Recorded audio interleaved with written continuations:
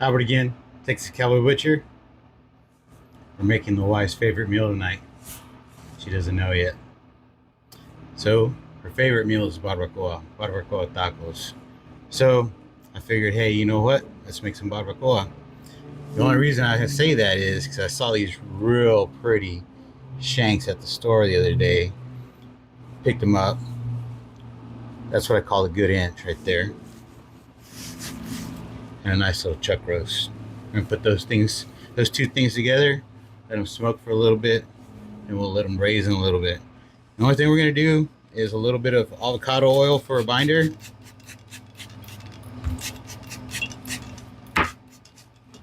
I love that marrow inside of that shank bone. We're gonna do something with that a little bit later too, if it stays in there. And we're just gonna season it up with the Twisted Oaks Cow Whisperer. It's great stuff. I like the flavor that it has. It's not too overpowering, but it gives it just the right amount of seasoning. Z-Grill's running right around that 270, 275 for probably about 2 hours. I just want that smoky flavor in the barbacoa. I think I'm going to make barbacoa two ways. She likes tacos, but one of my childhood snacks I'm going to kind of put together with some barbacoa and a little bit too. Okay, so these are going straight onto the Z-Grill just like that. Again, 275, a chuck roast, and 3 of those shanks. Pick up every little bit. Just like that. Close it up and let that run. Here in a little bit, I'll probably put some tomatillos and some jalapenos on there so we can start a little salsa also. But we'll come and check on this stuff in a little bit. Okay, so we're back. I'm going to pull the chuck roast and those shanks off the smoker. I'm going to put them in a foil pan so they can start braising.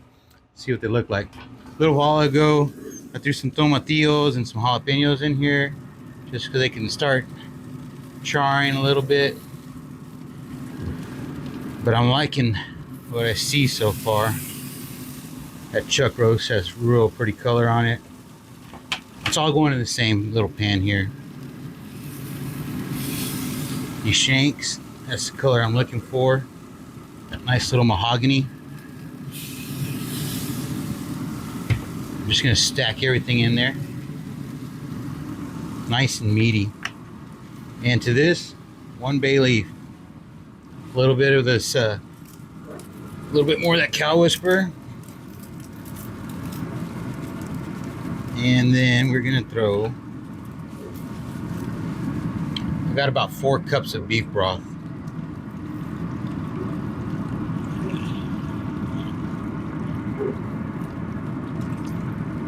It's gonna be that braising liquid. All right, we're just gonna cover this with foil.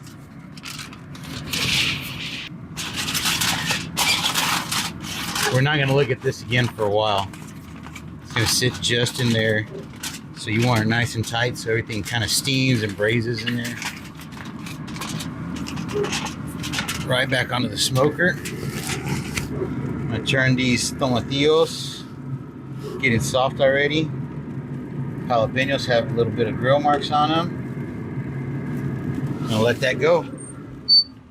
All right, we'll come and check on the stuff for the salsa in a little bit, but that foil pack is probably gonna sit in there for another 3 hours or so. Okay, so it's salsa time. So everything's got real pretty char on it. I'm gonna start with some of these tomatillos. Got a clove of garlic in my molcajete.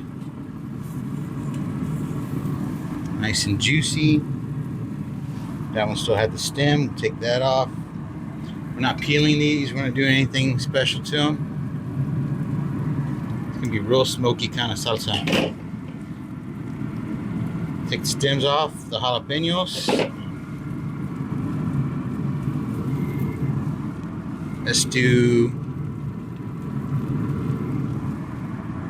4 tomatillos. So here's a little baby one. 4.5 tomatillos and 1 jalapeno. Garlic's in there. I like using onion powder instead of like a fresh onion. That's just my preference. So we'll do a little onion powder in there. And I always use a nice coarse sea salt. Just gives the molcajete something to grab onto. And we'll just go to town. It's still hot. Break up all that garlic. Let's do all the little tomatillos.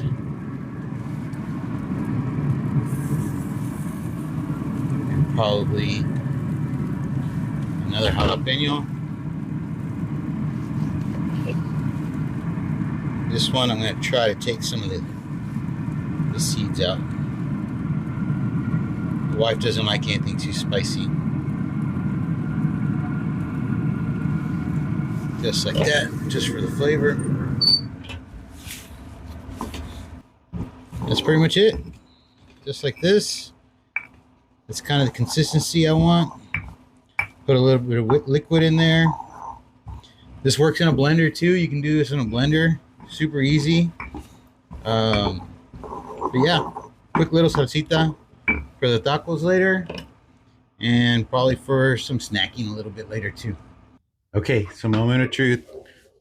I turned the smoker off about 15 minutes ago. Motor's just kicked off. It's just been sitting in here, staying nice and warm. Smells great. Haven't opened it. Haven't even looked at it. Haven't probed it. Haven't done anything to it. It's been about 3.5 hours. See what it looks like. Smells great. Get this foil off.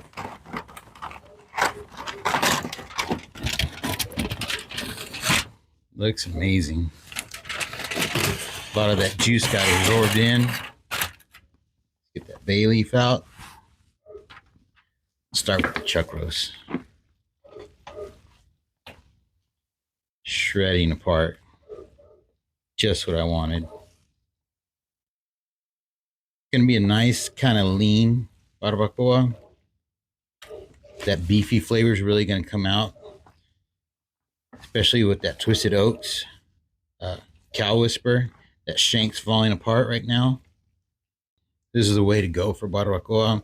I know cheek meat, lengua, all that kind of good stuff. That's really good. It's really fatty. These shanks just caught my eye, and I see a lot of guys doing the Thor's hammer, making barbacoa that way. But I figured, you know what? Same thing.